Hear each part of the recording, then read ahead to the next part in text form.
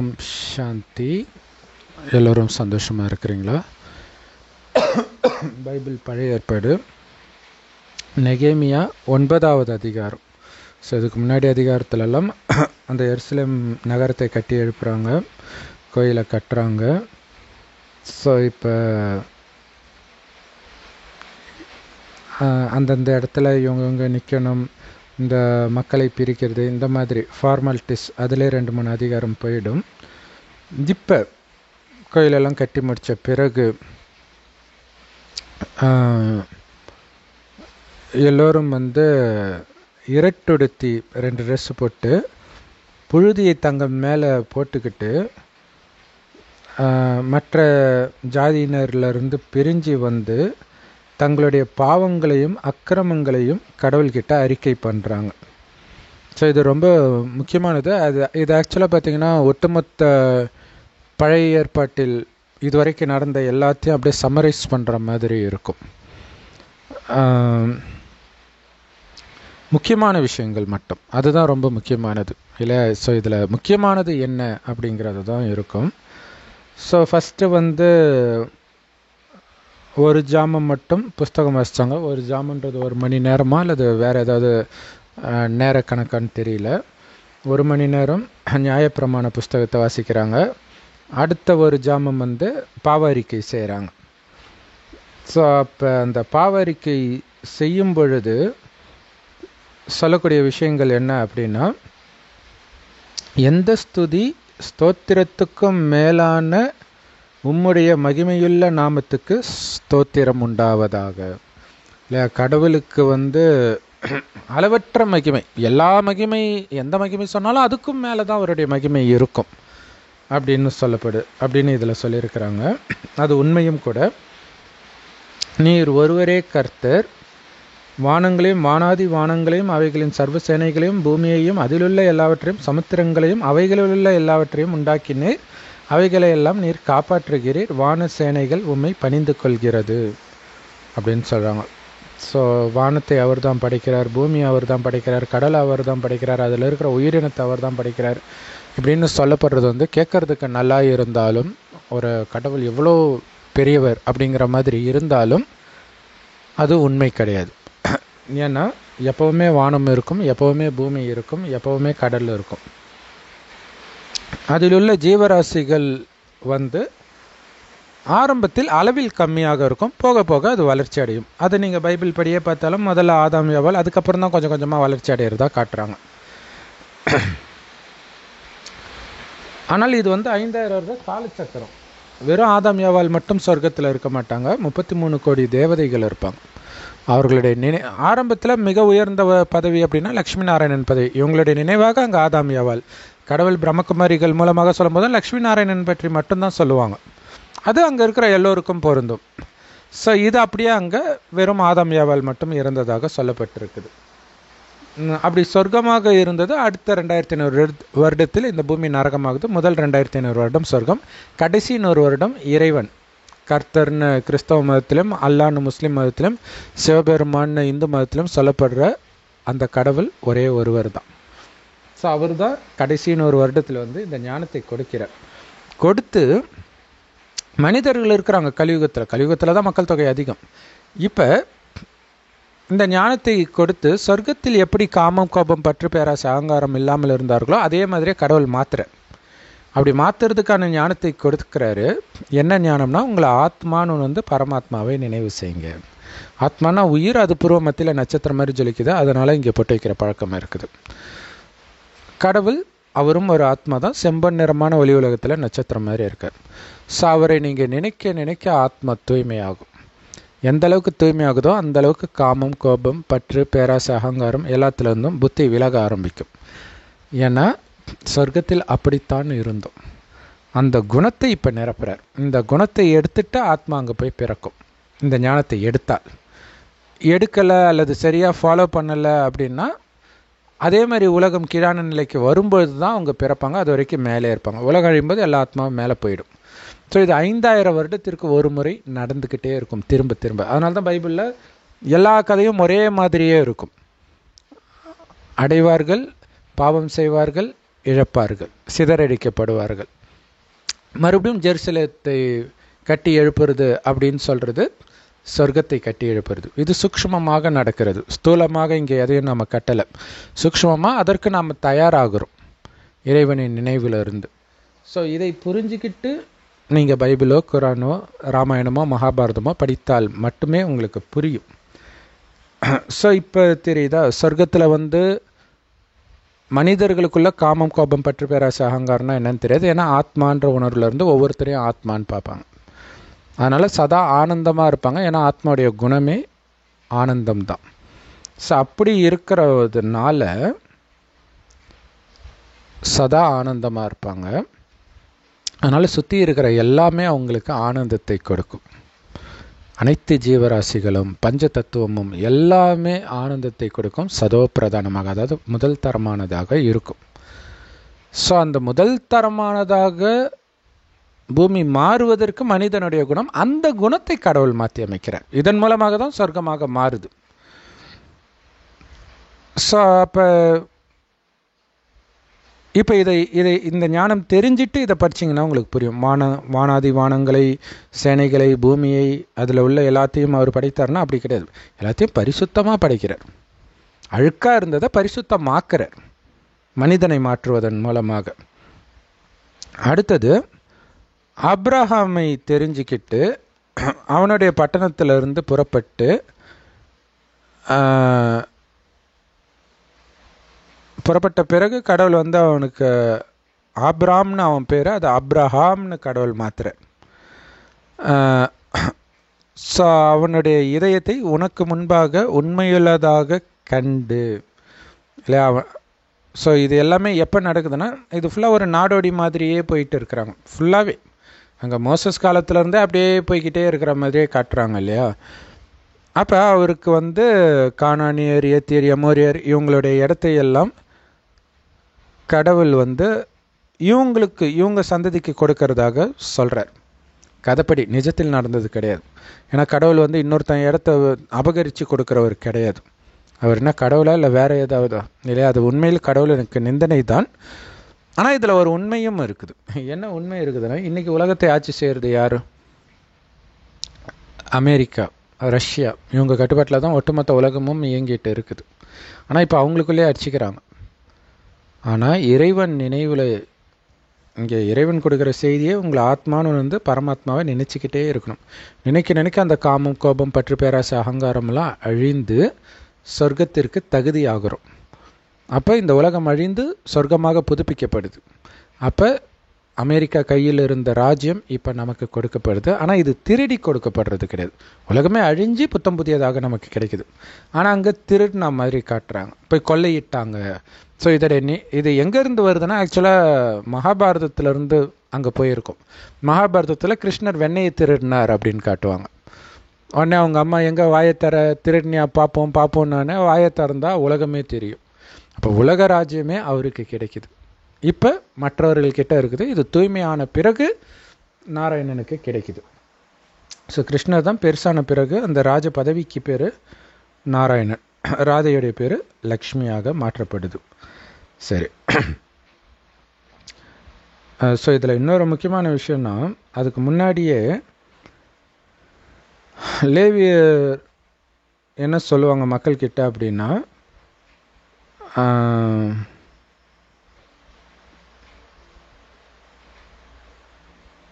நிறைய பேர் சொல்லுவாங்க மக்கள்கிட்ட, நீங்கள் எழுந்து அனாதியாய் என்றென்றைக்கும் இருக்கிற உங்கள் தேவனாகிய கர்த்தரை ஸ்தோத்தரியுங்கள் அப்படின்னு சொல்கிறாங்க.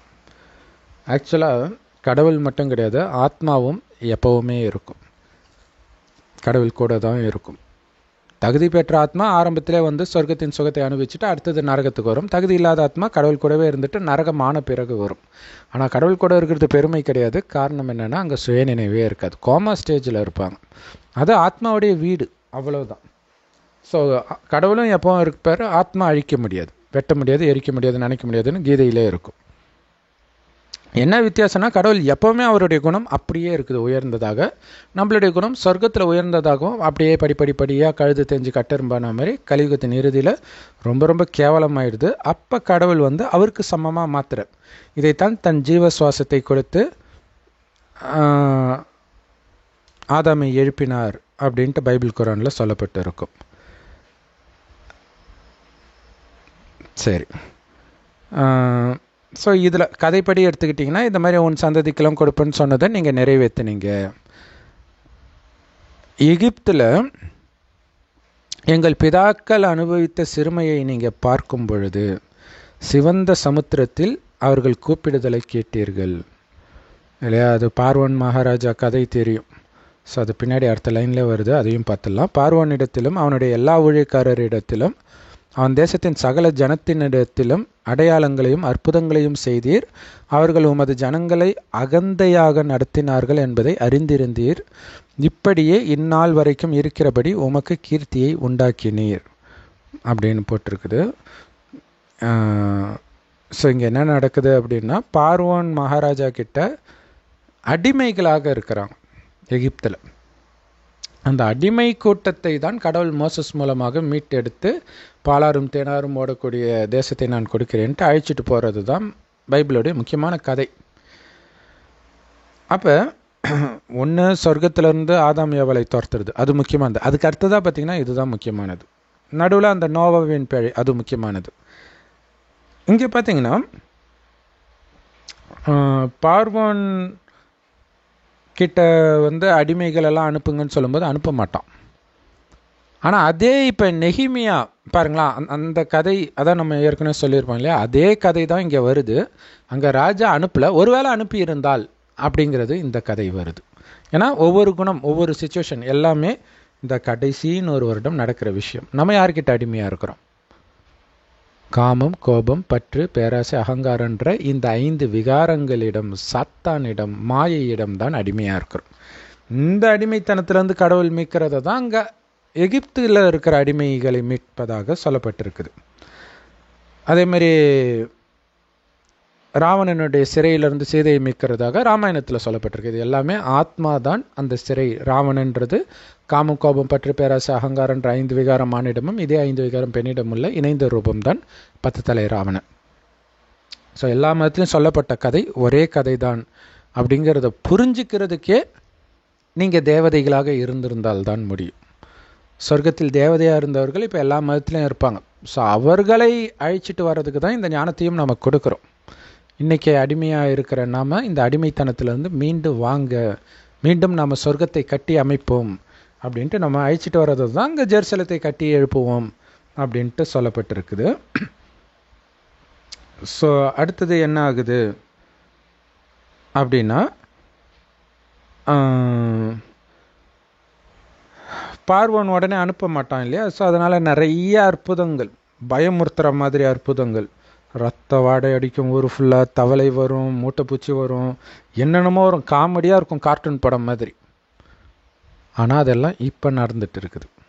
அதனால தான் நம்ம சொல்கிறது பைபிள் குரானில் உள்ளது வரலாறு கிடையாது, நடக்க போகிறதை முன்கூட்டியே சொன்ன தீர்க்க தரிசனம். அப்படியே நடக்கலை, அப்பப்போ நடக்குது. ஸோ அதை புரிஞ்சுக்கணும். அந்த வெட்டிக்கிளியை வர வச்சேன் அப்படிங்கிறதெல்லாம் வந்து சில சமயம் சில வருடங்கள் முன்பு ஆஸ்திரேலியாவில் அது ஆக்சுவலாக வருஷம் அப்படி வரும்னுவாங்க. நிலத்தை எல்லாம் பாழாக்குது, அப்புறம் எலியோ வவ்வாலோ அது கூட பாழாக்குது, அந்த மாதிரிலாம் சொன்னாங்க. ஸோ அங்கே உன்னுடைய ஜனங்களை அகந்தையாய் நடத்தினாங்க. ஸோ இதில் வந்து நீங்கள் நேரடியாக மேலோட்டமாக பொருள் எடுத்தாலும் கரெக்டாக தான் வரும் இல்லையா? சொர்க்கத்தின் அதிபதி ராஜாவாக இருந்த நாம் இன்றைக்கி நாம் எப்படி இருக்கிறோம் இல்லையா? நம்ம காசுக்காக வேலை செய்கிறோம், வேலை செய்கிற இடத்துல முதலாளிகள் அகங்காரமாக தான் இருப்பாங்க. இந்த மாதிரி நிறைய விஷயங்கள். அப்படி இல்லாட்டினா கூட அரசு அலுவலகத்துக்கு போகும்போது நம்ம நடத்தப்படுற விதம், இது மாதிரி நிறைய அவமானங்களை சந்திக்க தான் செய்கிறோம். ஸோ அவர்களுக்கெல்லாம் அந்த இதுக்கெல்லாம் காரணம் காமம், கோபம், பற்று, பேராசை, அகங்காரத்தில் விழுந்ததுனால தான் அப்படின்னு தெரிஞ்சு அதிலிருந்து உங்களை விலக வைக்கிறார். என்ன பண்ணணும்? ஆத்மான்னு ஒன்று வந்து பரமாத்மாவை நினைக்கணும். அவர் செம்பொன் நிறமான ஒளி உலகத்தில் செம்பொன் நிறமான ஒளி உலகத்தில் நட்சத்திரமாக இருக்காது. ஸோ செவ்வானத்தில் நட்சத்திரம் மாதிரி இறைவனை நீங்கள் நினைவு பண்ணிக்கிட்டே இருக்கணும். இதுதான் முக்கியமான விஷயமே. அங்கே என்ன ஆயிடுச்சு அப்படின்னா, சிவந்த சமுத்திரத்தில் அவர்கள் கூப்பிடுதலை கேட்டீர் இல்லையா. செம்பொன் நிறமான ஒளி உலகத்தில் இறைவனை நாம் நினைச்சிக்கிட்டு இருக்கிறோம். அவர் ஆக்சுவலாக வந்துட்டார். துக்கம் பக்தி பண்ண தான் அவர் வராரு. வந்து சொல்கிறார், நான் இருக்கிற இடம் செம்பொன் நிறமான ஒளி உலகம், அங்கே நட்சத்திரம் மாதிரி இருக்கிறேன், என்னை நினைவு பண்ணிக்கிட்டே இருங்க அப்படின்னு கடவுள் சொல்கிறார். ஸோ அப்படி பண்ண நம்மளுடைய பாவங்கள்லாம் அழியும். மற்றவர்கள் நிறைய பாவம் செஞ்சுருப்பாங்க இல்லையா, அதற்கான தண்டனை அவங்களுக்கு கிடைக்கும், ஆனால் நமக்கு கிடைக்காது. சாப்பாட்டுக்கே வழி இல்லாத நிலைமை அவங்களுக்கு இருக்கும், ஆனால் நமக்கு வராது. ஏன்னா அந்த பாவத்தை அழிச்சிட்டதுனால இறைவன் வழிபடி நடந்து வேறு ஒன்றும் கிடையாது. ஸோ அப்போ இது பார்க்குறதுக்கு எப்படி இருக்கும்னா, ஒரு கடல்லே பிளந்து வழிவிட்டால் அது நடக்கிற காரியமா, அந்த மாதிரி இருக்கும் நமக்கு நடக்கிற அற்புதங்கள்ன்றார். கடைசியில் நிஜமாகவே பஞ்ச தத்துவமெல்லாம் உங்களை ஒன்றுமே பண்ணாது, மக்களையெல்லாம் மூழ்கடிக்கும், ஆனால் உங்ககிட்ட நெருங்க கூட செய்யாது. ஏன்னா நீங்கள் சுபமான எண்ணங்களை மட்டுமே எல்லாருக்கும் வைப்பீங்க. அதை தான் கடவுள் கற்றுக் கொடுக்குறேன். ஸோ அதனால் சுபமான எண்ணங்களை நீங்கள் வைக்கும்போது நம்மை சுற்றி இருக்கிற வாயுமண்டலமும் அப்படியே அமைதியாகும். அதனால் எந்த விதமான இயற்கை சீற்றமும் உங்களை ஒன்றுமே பண்ணாது. ஸோ அதுதான் அங்கே கடவுளின் வழிபடி நடக்கிறவங்களை இயற்கை சீற்றம் ஒன்றும் பண்ணலை, மற்றவர்களை அது மூழ்கடிக்குது அப்படிங்கிறது தான் கடல் பிரிந்து அவங்கள மூழ்கடிச்சிருச்சு அப்படின்னு கதையாக இங்கே சொல்லப்பட்டிருக்குது. சரி, இப்போ மக்களை மூழ்கடிக்கிறதெல்லாம் நம்ம பார்க்குறோம் இல்லை, ஒரு மழை வந்தால் அந்த மாதிரி ஆகிடுறாங்க. தமிழ்நாட்டில் அதிகமாக வர்றதை நம்ம பார்க்குறோம். முதல்ல சென்னையில் மட்டும் வரும், இப்போ நிறைய இடங்களில் வர்றதை நம்ம பார்க்குறோம். ஸோ கடலில் கல்லை போட்டால் எப்படி மூழ்குமோ அது மாதிரி மற்றவர்களெல்லாம், அந்த பார்வனை பின்தொடர்ந்து வரவங்களெல்லாம் கடல் மூடி போட்டுருச்சு அப்படின்னு சொல்லப்பட்டிருக்கும். அடுத்தது பகலில் அவங்களுக்கு மேகஸ்தம்பத்தினாலும் இரவில் அக்னி ஸ்தம்பத்தினாலும் வழி நடத்தினீர். ஸோ இது ஸ்தூலமான விஷயம் கிடையாது. இந்த யாத்திரை காட்டில் சுற்றுறது கிடையாது, இறைவனை நினைக்கிற யாத்திரை இல்லையா. இறைவன் செம்பொன் நிறமான ஒளி உலகத்தில் நட்சத்திரம் மாதிரி இருக்கார். சூரிய சந்திர நட்சத்திர மண்டலங்களுக்கெல்லாம் அப்பால இருக்குது, அதுக்கும் மேலே ஒரு இடம் கிடையாதுன்றார். அவ்வளோ உயரமான இடத்துல ஒரு வினாடியில் போகிறோம் புத்தியினால். ஸோ இந்த யாத்திரையை நாம் இப்போ பண்ணிக்கிட்டே இருக்கிறோம். இதை அங்கே ஸ்தூலமான யாத்திரையாக காட்டிட்டாங்க. ஆனால் எங்கே பண்ணுறோன்னா, இந்த கலியுகமே ஒரு சுடுகாடு மாதிரி காடு மாதிரி தான் இருக்குது. ஸோ அதுதான் வனவாசத்துக்கு ராமர் போனார், பாண்டவர்கள் போனார், இங்கே மோசஸ் போகிறாங்க. ஸோ எல்லாமே இங்கே இதே விஷயம்தான். அங்கே ராஜ்யத்தை அடையிறதுக்காக இல்லையா, அந்த 14 வருடம் முடித்து ராஜ்யத்தை அடையிறாங்க. ஸோ ராஜ்யத்தை அடையிறதுக்கு தான் அங்கே போகிறாங்க. ஸோ இங்கே ஒரு இடத்துல போய் ராஜ்யத்தை உருவாக்குறாங்க. ஒரே கதை பாருங்கள், அதை புரிஞ்சுக்கணும். ஸோ இங்கே ஸ்தூலமான நெருப்புனால் வழிகாட்டுறது கிடையாது, ஞான ஒளியினால் வழிகாட்டுறார். நீ அழியக்கூடிய உடம்பு இல்லை, ஆத்மான்னு உணர்வு, ஒருவர் ஆத்மான்னு பாரு. உடல்னு பார்த்தா தான் காமம் கோபம் எல்லாம் வருது. சொர்க்கத்தில் கணவனும் மனைவியும் நமக்கு ஒரு வாரிசு வேணும்னு நினைக்கும் போது மனைவி கர்ப்பம் அடைவாள். அந்த அளவுக்கு பரிசுத்தமாக இருந்ததுனால தான் அவங்கள இந்துக்கள் கோயில் கட்டி கும்பிடுறாங்க அப்படின்னு இப்போ வழி நடத்துகிறேன். அடுத்தது, சீனாய் மலையில் இறங்கி வானத்திலிருந்து அவங்கக்கிட்ட பேசுனீங்க, அவர்களுக்கு செம்மையான நீதி நியாயங்களையும் நல்ல கட்டளைகளையும் கற்பனைகளுமாகிய உண்மையான பிரமாணங்களையும் கொடுத்தீர்கள். இதுதான் இறைவனுடைய வேலையே, மக்களை வழிநடத்துறதுக்கான ஞானத்தை கொடுப்பது. அதுதான் பிரம்மகுமாரிகள் மூலமாக கொடுக்குறாங்க. இதுதான் முக்கியமான விஷயமே தவிர இந்த மாயாஜாலம் பண்ணுறது, பூமியை பொழந்து உள்ள தள்ளுறது, அதெல்லாம் நடக்கும். அது இயற்கை சீற்றம், நாம் செய்த பாவத்துக்காக நடக்கிறது. கடவுளுடைய வேலை அது கிடையாது. ஸோ ஆனால் கடவுள் ஞானம் கொடுக்கும்போது அதுவும் நடந்துக்கிட்டு இருக்குது. சீனாய் மலையில் இறங்கி அப்படின்ட்டு ஒரு மலைக்கு முக்கியத்துவம் கொடுக்குறாங்க எல்லா மதத்திலும். ஏன்னா கடவுள் இப்போ ராஜஸ்தானில் இருக்கிற மவுண்ட் அபு அப்படின்னு சொல்கிற அந்த அபு மலையில் தான் இந்த ஞானத்தை கொடுத்துட்டு இருக்கிறார். இப்போ இந்த கடைசி 100 வருடத்தில் நடக்கிறது தான் எல்லா மதத்திலும் வேறு ஏதோ ஒரு கதையில் ஏதோ ஒரு மலையை காட்டப்பட்டு இருக்குது. அங்கே கடவுள் பேசுகிறாரு நேரடியாக. இதுதான் முக்கியமான விஷயம்.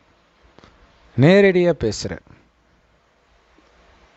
என்ன பேசுகிறாருன்னா இது கட்டளை அப்படின்ட்டு. இங்கே கட்டளை என்னென்னா ஆத்மானு உணர்ந்து பரமாத்மாவை நினைக்கணும், ஒருவரை ஒருவர் ஆத்ம சகோதரன் நினைக்கணும், வேறு எந்த உறவும் இருக்கக்கூடாது. அது இவ்வளோதான் கட்டளை, இவ்வளோதான், ரொம்ப சிம்பிள்.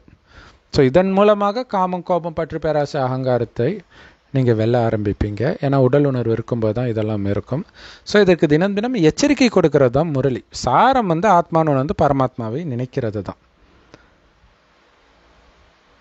அடுத்தது பரிசுத்த ஓய்வு நாளை அவர்களுக்கு தெரியப்படுத்தி, இல்லையா கடவுள் படைச்சிட்டு 7வது நாள் ஓய்வு எடுத்தார் அப்படின்லாம் சொல்லப்பட்டிருக்கும். அவங்களுடைய மதத்தின் நம்பிக்கைப்படி இந்த 7 நாள் அப்படிங்கிற கணக்கு இருக்குது பார்த்தீங்களா, அதுவே இந்த பிரம்மகுமாரிகள் சென்டருக்கு நீங்கள் இந்த ஞானத்தை கேட்க போனீங்கன்னா 7 days கோர்ஸ் சொல்லுவாங்க. 7 நாள் தினமும் 1 மணி நேரம் எடுப்பாங்க. ஈஸியாக எடுத்துடலாம். இப்போ நான் சொன்ன ஞானம் தான், ஆனால் அது மைண்டுக்குள்ளே போகிறதுக்கு அவ்வளோ நாள் ஆகும். எல்லாருக்கும் டக்குன்னு போயிடாது. ஒரு சிலருக்கு டக்குன்னு போயிடும், அவங்களுக்கு சீக்கிரமாக கூட எடுத்துடலாம். மற்றவர்களுக்கு அந்த வெளி உலக விஷயத்தில் மாட்டிக்கிட்டு இருக்கிறாங்களே, அதிலிருந்து புத்தி விலகணும். அதுக்கு 2வது நாள் அவங்க வராங்களா, அது எதுக்குன்னா இது தகுதி வாய்ந்த ஆத்மான தேடி வரும், இல்லைன்னா வராது. ஸோ இந்த மாதிரி நிறைய விஷயங்கள் இருக்குது. ஸோ அதுக்கு தான் 7 நாள் வகுப்புன்னு சொல்கிறது. அந்த 7 நாள்ன்றது தான் கடவுள் 7 நாள் படைத்தார். அடுத்தது பார்த்திங்கன்னா இந்த பண்டிகை, பஸ்கா பண்டிகையும் 7 நாள் அனுசரிப்பாங்க. இந்த மாதிரி அந்த 7க்கு ரொம்ப முக்கியத்துவம் கொடுக்கப்படுது. அடுத்தது அந்த வனாந்தரத்தில் சுற்றும்போது அவங்க பசிக்கு வானத்திலிருந்து அப்பம் கொடுத்து, அப்படின்னா வானத்திலேருந்து அப்படியே பொத்துக்கிட்டு ஊற்றுமா? அப்படி கிடையாது. ஆனால் வானத்திலேருந்து வருமா? வாய்ப்பே இல்லை, இல்லையா? அந்த மாதிரி அற்புதமெல்லாம் கடைசியில் நடக்கும்ன்றார்.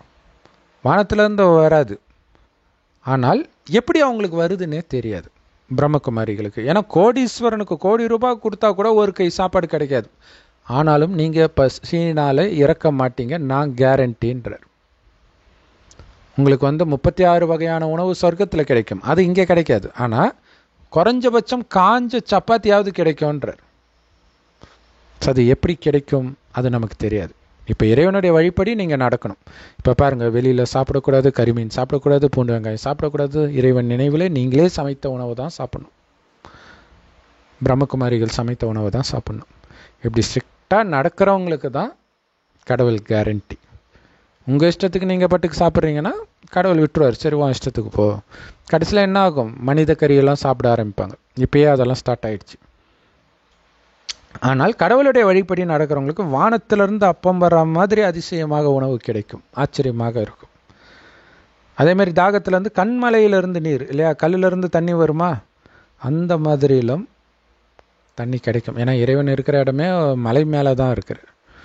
ஸோ அங்கே தான் எல்லாரும் போவாங்க கடைசி நேரத்தில். ஸோ இப்படியெல்லாம் கொடுத்து, நான் ஆணையிட்டு கொடுத்த தேசத்தை எடுத்துக்கோங்க அப்படின்னு அவங்களுக்கு சொன்னீங்களே அப்படின்னது, அது சொர்க்கம். அது இதில் அப்படியே டைரெக்டாக எடுத்துகிட்டு போய் காட்டுற மாதிரி இருக்குது. ஆனால் உண்மையில் இந்த உடலை விட்டு ஆத்மா மேலே போய் உலகழிவின் போது இந்த உலகமே சொர்க்கமாக மாறிய பிறகு நாம் அங்கே பிறப்போம். ஸோ இதில் அப்படியே கதையாக சொல்லும்போது அப்படியே டைரெக்டாக காட்டுற மாதிரி காட்டிட்டாங்க. சரி, இப்போ இந்த மாதிரி சொர்க்கத்தை கொடுத்தாலும், அப்போ இறைவனுடைய வழிப்படி நடந்ததுனால்தான் சொர்க்கம் கிடைச்சிருக்குது. ஆனால் அதுக்கப்புறம் சொர்க்கத்தில் நாம் கடவுளுடைய வழிப்படி தான் நடப்போம். ஆனால் கடவுள் வரமாட்டார், அந்த வழியும் இருக்காது. இயல்பாகவே இப்போ இறைவனுடைய ஞானத்தை எடுத்த மாதிரி அங்கே ஆத்மா, ஏன்னா அது உங்களுடைய குணமாக இருக்கும். 2500 வருஷம் கழிச்சு அந்த குணத்தை நாமளே மீறுறோம். ஏன்னா வழி நடத்த யாருமே கிடையாது. இப்போ கிறிஸ்தவர்களுக்கு கிறிஸ்தவ பைபிள் இருக்குது, முஸ்லீம்களுக்கு குரான் இருக்குது, இந்துக்களுக்கு எதுவுமே கிடையாது. அப்படியே கீதை இருந்தாலும் அதை பிராமணர்கள் தான் படிப்பாங்க, அவங்களுக்கும் ஒன்றும் புரியாது. இறைவனுடைய ஞானம் கிடைக்கிற வரைக்கும் எல்லாருமே அனாதைகள் தான். அதிலும் குறிப்பாக இந்துக்கள் அதெல்லாம் ஒரு பெரிய விஷயமா எடுத்துக்கிறது கிடையாது. அப்போ முழுக்க முழுக்க அனாதைகளாக இந்துக்கள் இருக்கிறாங்க.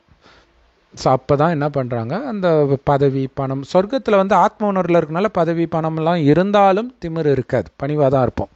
ஆனால் நரகத்தில் வரும்போது அந்த ஆத்மாவின் சக்தி குறையிறதுனால, உடல் உணர்வுக்கு வர்றதுனால பாவம் செய்ய ஆரம்பிப்போம். முதல்ல காமம், அப்புறம் அகங்காரம் எல்லாமே வரும். ஸோ அதை தான் இங்கே எங்கள் பிதாக்களாகி அவங்கள அகங்காரமாக நடந்துன்றது நரகம் வந்த பிறகு தங்கள் கழுத்தை கடினப்படுத்தி உன் கற்பனைகளுக்கு செவி கொடாமல் போயிட்டாங்க. ஸோ இங்கே பைபிள் கதைப்படி அந்த கதை அதுவுமே பொருத்தமாக வரும், இயல்பாகவும் நிஜத்திலுமே அதே மாதிரி தான். ஆனால் கடவுள் சொல்கிறது நமக்கு எந்த ஞானமுமே கிடையாது இல்லையா இந்துக்களுக்கு. ஏன்னா பாரத பூமி தான் சொர்க்கமாக இருக்கும். ஸோ அப்போ வழிநடத்த யாரும் இல்லாமல் வெட்டு குத்து இந்த மாதிரி நிறைய பாவத்தை நம்ம முன்னோர்கள் இல்லை நாம் தான் பண்ணியிருப்போம்.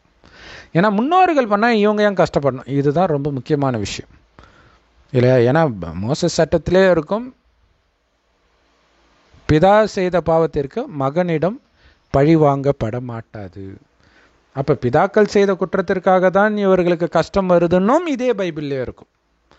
அப்போ தெரியுதா, கடவுளுடைய வார்த்தையும் இருக்குது, சாத்தானுடைய வார்த்தையும் இருக்குது. பைபிள், குர்ஆன், ராமாயணம், மகாபாரதம் எல்லாத்துலேயும் இது பொருந்தும். ஸோ நாம் செய்த பாவம் அதை தான் அறிக்கையிடுறாங்க. அதே இந்து மதத்துலேயும் பார்த்தீங்கன்னா இப்போ முன்னோர்கள் செய்த பாவத்துக்காக இவங்க திதி கொடுப்பாங்கன்னு வரும். அவன் செய்த பாவத்தை அவன் தான் தீர்க்க முடியும், நாம் தீர்க்க முடியாது. நம்ம பாவத்தை தான் நாம் தீர்க்க முடியும். ஸோ அப்போ பிதாக்கள் அப்படின்னு சொல்கிறதுக்கு பதிலாக இதற்கு முன்பு நாங்கள் அப்படி அகங்காரமாய் நடந்து எங்கள் கழுத்தை கடினப்படுத்தி உன்னுடைய கட்டளைகளை மீறினோம். ஏன்னா உன் கட்டளையே அப்போ எங்களுக்கு தெரியாது. ஸோ அப்போ கூட கடவுள் நிறைய அந்த அற்புதங்கள் இதெல்லாம் நடக்குது எல்லா மதத்திலுமே. அதை கூட நினைக்காமல் அந்த ஒரு பதவி இதெல்லாம் வரும் பொழுது நானுங்கிற அகங்காரம் வந்துடுது. அப்படி வந்தால் என்ன ஆகும் பாருங்களாம், உம்முடைய அற்புதங்களை நினையாமலும் போய் தங்கள் கழுத்தை கடினப்படுத்தி தங்கள் அடிமைத்தனத்துக்கு திரும்பும்படிக்கு அவர்கள் கலகம் பண்ணி ஒரு தலைவனை ஏற்படுத்தினார்கள். பாருங்களாம், அவங்க அகங்காரம் வரும்போது எப்படி அடிமைத்தனம் வருது, இந்த விகாரங்களுக்கு தான் அடிமையாகிறாங்க. விகாரங்களுக்கு அடிமையாகும்போது மனிதர்களுக்கும் ரொம்ப அடிமையாகும்போது மனிதர்களுக்கும் அடிமையாக ஆகிறதும் நடக்கும். ஸோ எந்த அளவுக்கு இறைவன் வழியை விட்டு மீறுறீங்களோ அந்த அளவுக்கு நீங்கள் அனைத்தையும் இழந்து மனிதர்கள்கிட்ட அடிமையாக இருக்கிற நிலைமைக்கு தள்ளப்படுவீங்க.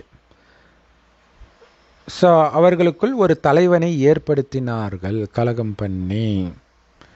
இதில் ராஜா அப்படின்ட்டு இருக்கும். ராஜாவை மனிதர்கள் உருவாக்க மாட்டாங்க, சொர்க்கமே ராஜாராணி பதவி தான் இருக்கும். ஆரம்பத்தில் கடவுள் படைக்கிற உலகத்தில் ராஜாராணி தான் இருப்பாங்க. ஸோ பைபிள்ன்றது பாதியிலிருந்து படிக்கிற கதை, முழு வரலாறு கிடையாது. எஸ் 2000 வருஷம் தானே ஆகுது.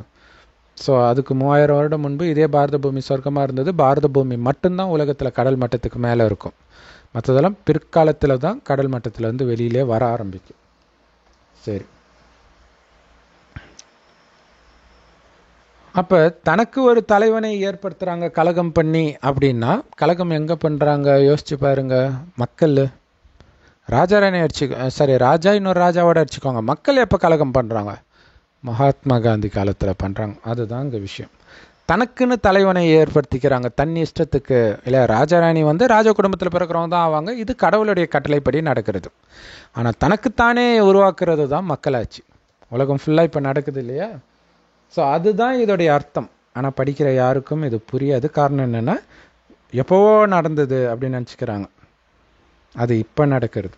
ராஜாக்களை எல்லாம் மக்கள் உருவாக்க முடியாது. ராஜ குடும்பத்தில் பிறந்தால் அவங்க ராஜா.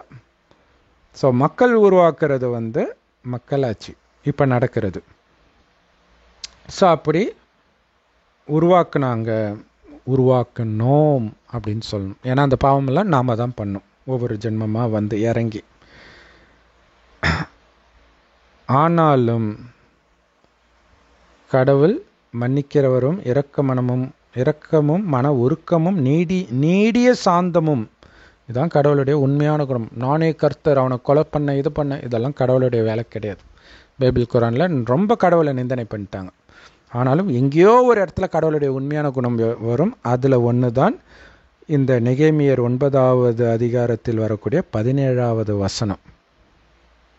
அதில் கடைசி பாதி. ஆகிலும் வெகுவாய் மன்னிக்கிறவரும் இரக்கமும் மன உருக்கமும் நீடிய சாந்தமும் மகா கிருபையும் உள்ளவருமான தேவனாகிய நீர் அவர்களை கைவிடவில்லை. எவ்வளவு பாவம் செய்தாலும் முடிஞ்ச அளவுக்கு தண்டனையை கம்மியாக கொடுத்து தீர்த்ததான் அவர் முயற்சி செய்வார். அதுவே தாங்க முடியலன்னா நீங்கள் செய்த பாவம் எவ்வளோ இருக்குன்னு யோசிச்சு பாருங்கள்.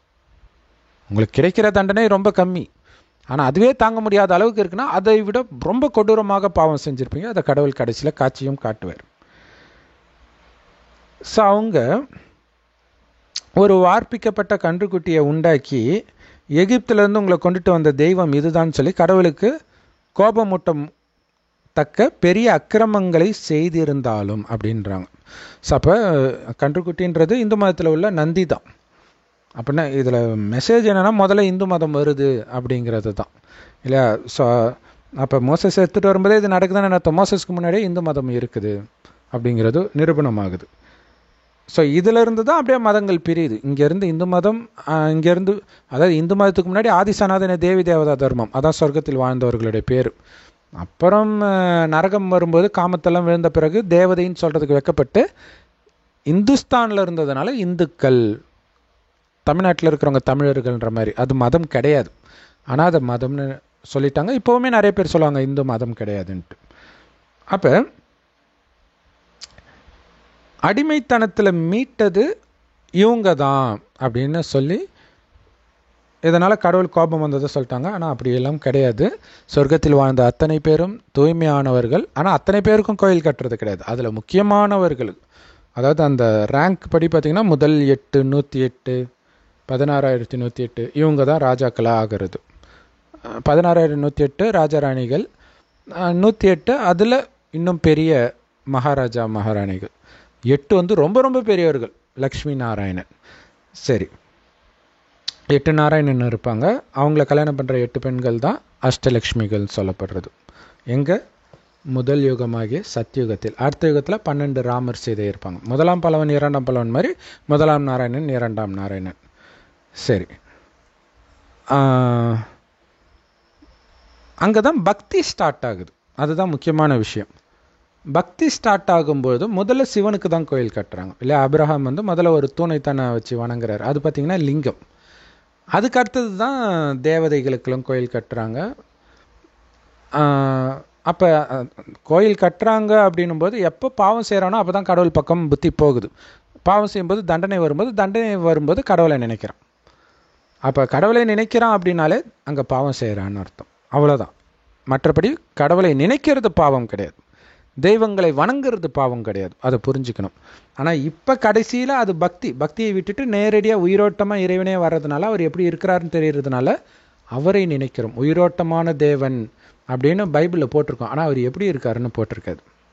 ஏன்னா அது மனிதர்களுக்கு தெரியாது, கடவுளே சொன்னால்தான் தெரியும். அதுதான் குரானில் கூட அல்லாவின் வழி அல்லாவிற்கு மட்டுமே தெரியும், அது அவரிடத்தில் மட்டுமே உண்டு.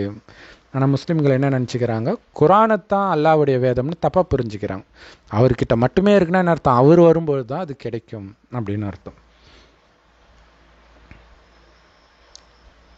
ஸோ இவங்க இந்த மாதிரி நிறைய பாவம், காமம், கோபம் இது சார்ந்த நிறைய பாவங்கள் செய்தாலும் நீர் உம்முடைய மிகுந்த மன உருக்கத்தின்படியே அவர்களை வனாந்தரத்திலும் கைவிடவில்லை. ஸோ அப்போ தான் ஒவ்வொரு மதங்கள், மதஸ்தாபகர்கள், குருமார்கள் இதெல்லாம் இயல்பாக இந்த நாடகத்தின்படி அது அமைஞ்சிருக்குது. கடவுள் உருவாக்குறார் அப்படின்னு சொல்லலை, இயற்கையாகவே அந்தந்த மதஸ்தாபகர்கள் அவங்கள வழி நடத்துகிறாங்க. கொஞ்சம் ஓரளவுக்கு அப்படியே விட்டுடல, அனாதையாக விட்டுடல. ஸோ அதுதான் அவர்களை வழிநடத்த பகலிலே மேகஸ்தம்பமும் அவர்களுக்கு வெளிச்சத்தையும் நடக்க வேண்டிய வழியையும் காட்ட இரவிலே அக்னி ஸ்தம்பமும் அவர்களை விட்டு விலகவில்லை. இதில் ஒரு இது யோசிக்கணும், அது என்ன மேகஸ்தம்பம் இல்லையா? பகலில் வழி காட்ட வேண்டிய அவசியமே இல்லை, வெளிச்சமாக தானே இருக்கும். அதுதான் சொர்க்கம் இல்லையா? சொர்க்கத்தில் வழிகாட்ட வேண்டிய அவசியம் இல்லை. நரகத்தில் தான், அதில் நரகத்தின் இறுதியில் இப்போ ஒளி, ஞான ஒளியை காட்டுறார். ஸோ அதனால் அக்னிஸ்தம்பம் வழிகாட்டுச்சு, வழிகாட்டுறத கடவுள் விடலை அப்படின்னு சொல்கிறார். ஸோ அது இயற்கையாகவே நடக்குதுன்னு தான் கடவுள் சொல்கிறார். கடவுள் வர்றது இந்த கடைசி 100 வருடம் மட்டும்தான். ஆனால் அதுக்கு முன்னாடியே நிறைய அற்புதங்கள்லாம் நடக்கும். அதை வைத்து தான் நிறைய மதங்கள் உருவாகுது. ஸோ அவர்களுக்கு அறிவை உணர்த்த உம்முடைய நல்ல ஆவியை கட்டளையிட்டார் அப்படின்னு வருது. ஸோ அதாவது பரிசுத்த ஆவி, அதாவது பரிசுத்த ஆத்மா, மேலிருந்து வருது ஆத்மா. ஒவ்வொரு ஆத்மாவும் வந்து ஒவ்வொரு மதத்தை உருவாக்குது. உதாரணத்துக்கு இயேசு உடலில் பரிசுத்த ஆவி வருதுன்றாங்களே, அதுக்கு பேர் தான் கிறிஸ்துன்னு சொல்கிறது. கிறிஸ்துன்றது அந்த பரிசுத்த ஆவியோடைய பேர். பரிசுத்த ஆத்மா கடவுள்கிட்ட இருந்து நேராக வர்றதுனால பரிசுத்தம்னு சொல்கிறோம், வேற ஒன்றும் கிடையாது. ஏன்னா உடல் எடுக்கலை, காமத்தில் விழலை, அதனால் பரிசுத்தம். சொர்க்கத்தில் இருக்கிற எல்லாருமே பரிசுத்தமாக தான் இருப்பாங்க. உடல் எடுத்தாலும் அங்கே காமத்தினாலெலாம் குழந்தை பிறகாது. காமம்னா என்னன்னே தெரியாது. கணவனும் மனைவியும் வாரிசு வேணும்னு நினைக்கும் போது மனைவி கர்ப்பம் அடைவாள். சரி,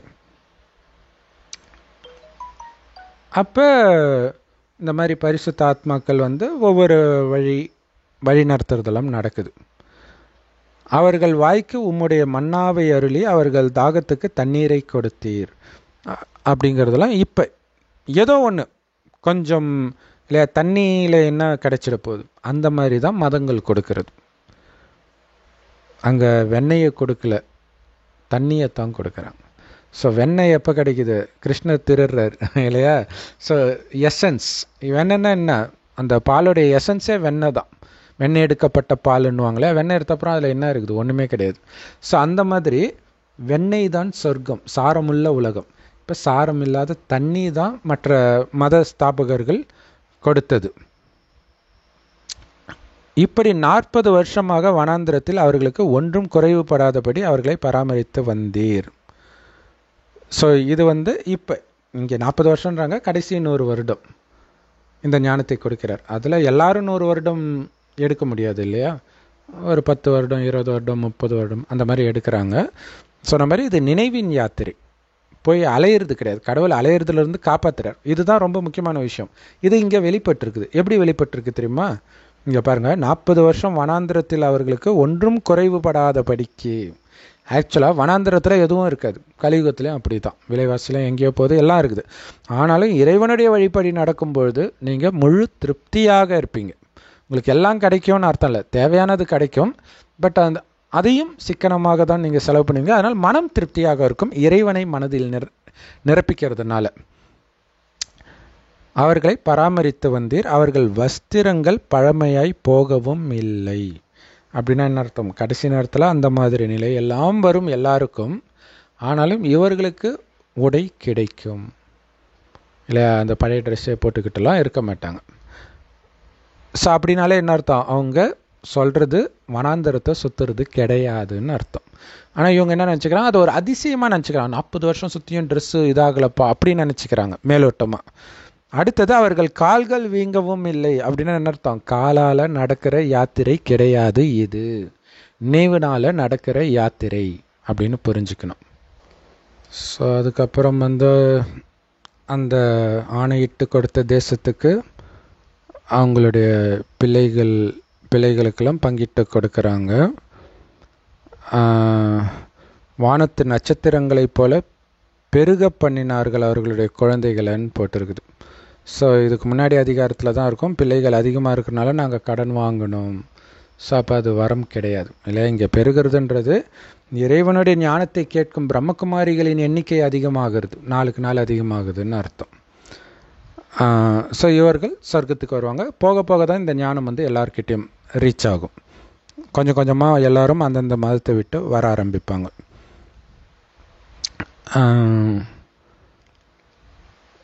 இப்போ அந்த பாலாறும் தேனாரும் ஓடக்கூடிய இடத்துக்கு வராங்க. ஏற்கனவே அங்கே இருந்த மக்களை வந்து தாழ்த்துறாங்க. அதுவே பாவம் தான் இல்லையா? ஆனால் கடவுளே அப்படி தாழ்த்த சொன்னாருன்னு வரும்.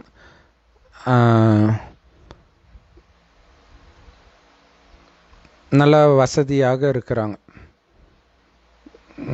சாப்பாட்டு குறைச்சல் கிடையாது, எல்லாமே பழங்கள் எல்லாமே செல்வம் எல்லாத்துலேயும் நிரம்பி இருக்கிறாங்க. அதாவது அது சொர்க்கத்தை குறிக்கும். அதுக்கப்புறம் கொஞ்சம் கொஞ்சமாக அடுத்தது நரகத்துக்கு வரும் பொழுது இல்லையா, அந்த காட்டில் சுற்றுறதுன்றது ராமாயணமாக இருக்கட்டும் மகாபாரதமாக இருக்கட்டும் இந்த கடைசி 100 வருடம். அடுத்தது ராஜ்யத்தை அடையிறாங்க, செட்டில் ஆகிறாங்கன்றது சொர்க்கம். ஸோ சொர்க்கத்தில் எதுவும் நடக்காது. சொர்க்கத்துக்கு அப்புறம்தான் மீண்டும் வந்து அவங்க அவர்களுக்குள்ள பிரிவினை, சண்டை, சச்சரவு, கடவுளுக்கு கீழ்ப்படியாமல் நடக்கிறது, விரோதமாக கலகம் பண்ணுறது எல்லாமே. ஸோ அதை தான் இங்கே போட்டிருக்குது. நியாயப்பிரமாணத்தை அவங்க புறம்பே எரிஞ்சிட்டு இருக்கிறாங்க. அப்போ நீங்கள் வந்து அவங்கள உன் பக்கம் திருப்புறதுக்காக நீ அனுப்பின தீர்க்கதரிசிகளை எல்லாம் கொன்று போட்டு இன்னும் உனக்கு கோபம் முட்டுற மாதிரி பெரிய அக்கிரமங்களை எல்லாம் செய்கிறாங்க.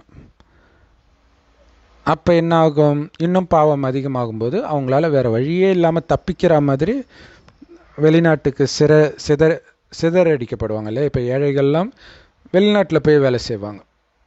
இப்போ எல்லாருமே வேலை செய்ய ஆரம்பிச்சிட்டாங்க. முதல்லலாம் ஏழைகள் தான் போய் வெளிநாட்டில் போய் அந்த கடனெல்லாம் அடைக்கிறதுக்காக போவாங்க. ஸோ அப்போ வெளிநாட்டில் போய் ஒட்டகம் மேய்க்கிறது இதெல்லாம் நம்ம பார்க்குறோம்.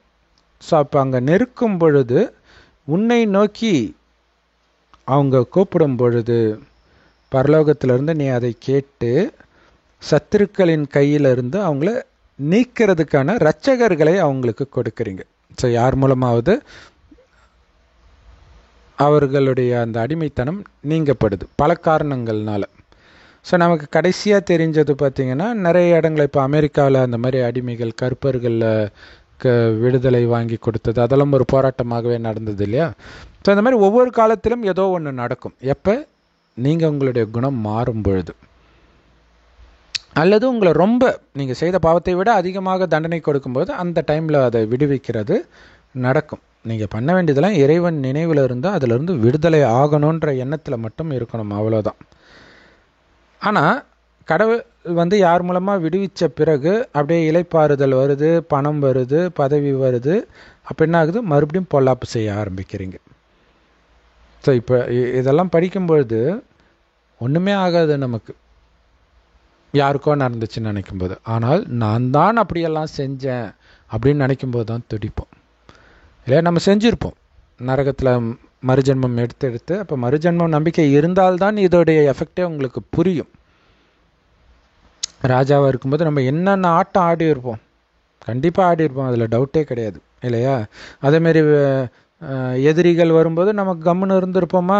இப்போ ஒன்றும் இல்லாமலே இவ்வளோ அகங்காரம்னா அப்போ என்னென்ன பண்ணியிருப்போம். ஸோ அப்போ ரொம்ப ஆடினீங்கன்னா என்ன பண்ணுவாங்க? நம்மளை அடக்கிற ஒருத்தன் வருவான். ஸோ அப்படி கடவுளை அனுப்பி அவங்களுடைய ஆட்சியில் நீங்கள் மாட்டிக்குவீங்க அடிமையாக. மறுபடியும் மனம் திரும்பி கடவுளை கூப்பிடும்போது மறுபடியும் அவர் வந்து நிறைய பேரை பல தடவை விடுதலை ஆக்கி இருக்கிறார். ஒவ்வொரு தடவையும் இது சக்கரம் மாதிரி நடக்கும். ஆனால் இது வந்து கீதையிலே இருக்கும் இல்லையா? அதர்மம் தழைத்து வைக்கும்போது நான் வந்து விடுதலை செய்வேன், தர்மத்தை நிலைநாட்டுவேன். ஆனால் உண்மை அப்படி கிடையாது. கடவுள் ஒரே தடவை தான் வரார். மேபி அதுக்கு முன்னாடி மற்ற விஷயங்கள்லாம் நடக்கும். ஆனால் கடவுள் வருவது இறுதியில் மட்டுமே. அவர் தான் நிரந்தர விடுதலை. துக்கமே இல்லாத உலகத்துக்கு நீங்கள் போக போகிறீங்க அடுத்த 2500 வருடத்துக்கு. ஸோ அதுக்கப்புறம் மறுபடியும் உன் பக்கம் திருப்புறதுக்காக அவங்களுக்கு தண்டனையெல்லாம் கொடுக்குற, இருந்தாலும் அவங்க அகங்காரம் கொண்டு உன்னுடைய கட்டளையெல்லாம் கேட்காம நீதி நியாயத்துக்கு விரோதமாக பாவம் செய்கிறாங்க. ஸோ அந்த ஒரு அகங்காரத்தில் கழுத்தை கடினப்படுத்துகிறாங்க. இருந்தாலும் பல வருஷமாக அவங்க மேலே பொறுமையாக இருந்து உன்னுடைய ஆவியினால் பேசின உம்முடைய தீர்க்கதரிசிகளை கொண்டு அவர்களை திடசாட்சியாய் கடிந்து கொண்டாலும் அவர்கள் செவி கொடாதபடியினாலே அவர்களை அந்நிய தேசங்களின் கையில் ஒப்பு கொடுத்தீர். ஸோ இது ஒவ்வொரு தடவையும் நடக்குது அப்படிங்கிற மாதிரி வருது. ஆனால் இதில் முக்கியமான விஷயம் என்னென்னா, கடவுள் உருவாக்குற ராஜ்யம் சொர்க்கம். இது வந்து சாத்தானுடைய ராஜ்யம் தான் நரகம். அதான் ராவண ராஜ்யம்னு சொல்கிறது. அப்போ அது அந்நிய ராஜ்யம். சொர்க்கம் தான் நம்முடைய ராஜ்யம். இப்போ அந்நிய ராஜ்யத்தில் தான் நம்ம எல்லோருமே இருக்கிறோம். உங்கள் நாட்டை விட்டு வேறு நாட்டுக்கு துரத்தினா தான் அந்நிய ராஜ்யம்னு நினைக்காதீங்க. அந்நிய ராஜ்யத்தில் இருந்தால் தான் துக்கமே இருக்கும் இல்லையா? இன்றைக்கி எந்த வீட்லேயாவது துக்கம் இல்லாமல் இருக்குதா? அப்படின்னாலே நம்ம அந்நிய ராஜ்யத்தில் தான் இருக்கிறோம். இருந்தாலும் உன்னுடைய மிகுந்த இரக்கங்களின்படியே அவர்களை நிர்மூலமாக்காமலும் அவர்களை கைவிடாமலும் இருந்தீர். எப்போ? கடைசி நேரத்தில் வந்து நிர்மூலமாக்குறதுனா நான் ஒன்றுமே இல்லாத நிலைக்கு போகிறதுக்கு முன்னாடி கடவுள் வந்து நம்மளை காப்பாற்றுறார். அதனால்தான் நீர் கிருபையும் இரக்கமும் உள்ள தேவன். அப்படின்னு சொல்லப்படுது. ஸோ அசரியா ராஜாவிலிருந்து இந்நாள் வரைக்கும் எங்களுக்கு, எங்கள் ராஜாக்களுக்கு, ஆசாரியர்களுக்கு, தீர்க்கதரிசிகளுக்கு எல்லாருக்கும் எவ்வளோ வருத்தம் நடந்துச்சு. ஸோ அதை சாதாரணமாக நினச்சிடாதீங்க அப்படின்ட்டு வருது. இதுதான் சாத்தானுடைய வழி. அப்படின்னு அர்த்தம், எங்களுக்கு துக்கம் கொடுத்தவங்களுக்கெல்லாம் நீ திருப்பி துக்கம் கொடு, தண்டனை கொடு அப்படிங்கிற மாதிரி. அதுதான் இப்போ சர்ச்சிலலாம் அவன் கையை முறித்து போடும் ஆண்டவரேன்னெலாம் ஜெபம் பண்ணுறாங்க. என்ன பண்ணுறது? ஏன்னா அது பைபிள் அப்படி இருக்குது. ஆனால் எங்களுக்கு நேரிட பண்ண எல்லாவற்றிலும் நீர் நீதியுள்ளவர். இதுதான் முக்கியமான விஷயம். இல்லை, எங்களுக்கு இவ்வளோ தண்டனை கிடைத்தாலும் நீ உண்மையாய் நடப்பித்தீர் இல்லையா, அதுக்கு நான் தகுதியானவன் தான். இதுதான் இங்கே முக்கியமான விஷயம். இது எப்படி சாத்தியம்? அதான் கர்மத்தின் விதி இல்லையா. அப்போ நல்லவனாக இருந்தவன் எப்போ கெட்டவனாக ஆகுறானோ அப்போ காசெல்லாம் இருக்கும், புண்ணிய கணக்கு இருக்கும். புண்ணிய கணக்கு தீர்ந்த பிறகு அவன் கீழான நிலை, ஏழையாக பிறக்கிறது, இதெல்லாம் நடக்கும். ஆனாலும் அது சரியாகவே நடக்குதுன்றது தான் எல்லாவற்றிலும் நீர் நீதியுள்ளவர்னு அர்த்தம் சொல்லப்பட்டிருக்கு. இதுதான் அங்கே கீதையில் பார்த்திங்கன்னா, எது நடந்ததோ நன்றாகவே நடந்தது, நடப்பது நன்றாகவே நடக்கிறது, நடக்க இருப்பதோ இன்னும் நன்றாக இருக்கும். ஸோ இதில் எதுலேயும் நீங்கள் குற்றம் காணவே முடியாது. ஆனால் நாங்கள் தான் குற்றம் செஞ்சோம். ஸோ அதனால் நாங்களும் சரி, எங்கள் ராஜாக்களும் சரி, பிரபுக்களும் சரி, பிதாக்களும் சரி, நியாய பிரமாணத்தின்படி நடக்காமல், உன் கட்டளைகளை எல்லாம் ஃபாலோ பண்ணாமல், நீ கொடுத்த சாட்சி கடவுள் இருக்கிறாருன்ற மாதிரி நிறைய அற்புதங்கள்லாம் நடக்கும், அதையும் கண்டும் காணாமல் இருந்தோம். ஸோ இப்போ கூட பாருங்களாம், மறுஜன்மெல்லாம் கிடையவே கிடையாது கிறிஸ்தவர்கள் முஸ்லீம்கள் சொல்லிட்டு இருக்கும்போது நம்ம சொல்கிறோம், பாருங்கள் சாந்தி தேவின்னு இருக்கிறாங்க, நீங்கள் யூடியூப்பில் கூட போட்டு பாருங்கள். மகாத்மா காந்தி காலத்தில் ஒரு 6-7 வயசு இருக்கும்போதே அந்த பொண்ணுக்கு முன்ஜென்மம் ஞாபகம் வருது. நான் இந்த இடத்துல இருக்கிறேன், எனக்கு கல்யாணம் ஆயிடுச்சு, எனக்கு கணவன் இருக்கார், குழந்தை இருக்கிறாங்க. ஸோ இது மகாத்மா காந்தி காதுக்கும் போகும்போது அவர் ஒரு 10 பேர் கொண்ட குழுவை உருவாக்கி அனுப்புகிறார் அந்த பொண்ணு கூடயே. அந்த ஸ்டேட்டுக்கு போகும்போது போகிற வழியில் ஒரு பொண்ணு வரும்போது, ஏம்மா என் பேர் உனக்கு தெரியல, எனக்கு தெரியலேன்ட்டு அந்த பொண்ணு பேர் சொல்லி கூப்பிடுது. அதுக்கு ஒன்றுமே புரியல. அதுக்கப்புறம் தான் நான் தான் இதுன்னொடனே, ஆமாங்க இப்படி ஒருத்தங்க இறந்தாங்கன்னு அவங்க சொல்கிறாங்க. அப்பயே ஷாக்கு. அப்புறம் கரெக்டாக அந்த வீட்டுக்கு போய் உள்ளே போய் கரெக்டாக இதுதான் என் புருஷன், குழந்தைங்கள பேர் சொல்லி வேறு கூப்பிடுது. இது அப்போ.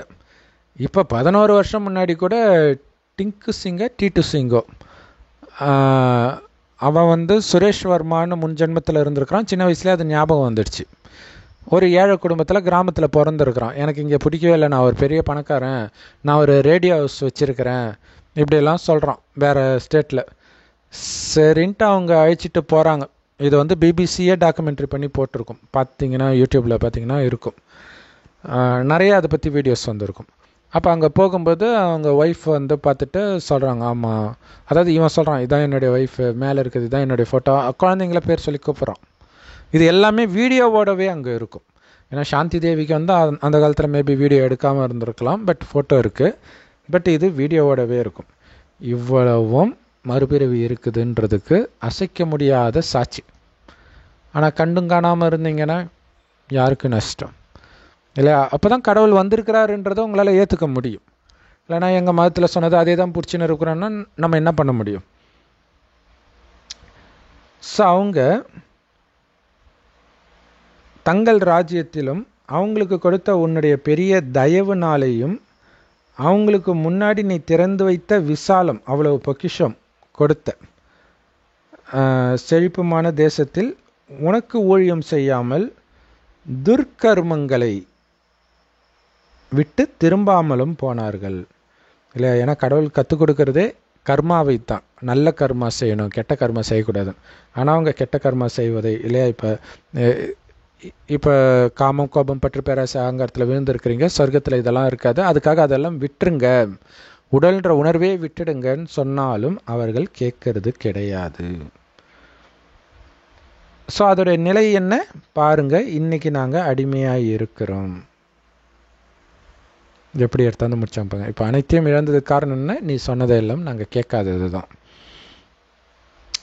இதோ பலனையும் நன்மையும் அனுபவிக்கும்படி நீர் எங்கள் பிதாக்களுக்கு கொடுத்த இந்த தேசத்தில் தானே நாங்கள் அடிமைகளாய் இருக்கிறோம். இதே பாரத பூமி சொர்க்கமாக இருந்தது. இப்போ அங்கேயே நாம் அடிமைகளாக இருக்கிறோம். அதோடைய வருமானம் நாங்கள் செய்த பாவத்தினால நீ எங்களுக்கு ராஜாவை யாரை வச்சிருக்கிறியோ அவங்களுக்கு தான் திரளாக போகுது.